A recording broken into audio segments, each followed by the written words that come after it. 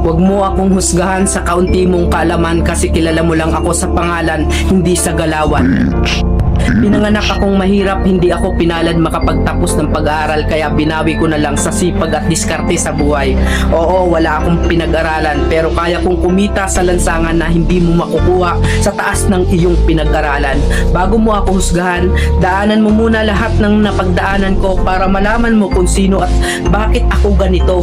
Huwag mo husgahan ng isang tao dahil sa natapos niya, dahil minsan kahit yung mga taong hindi man humahawak ng diploma, daig pa nila yung nakagraduate ng may corona. Bawat tao may kanya-kanyang kwento sa buhay, kaya bago mo sila husgahan, alamin mo muna ang kanilang pagkatao at tingnan mo muna ang sarili mo. Baka malala ka pa sa tinitira mo.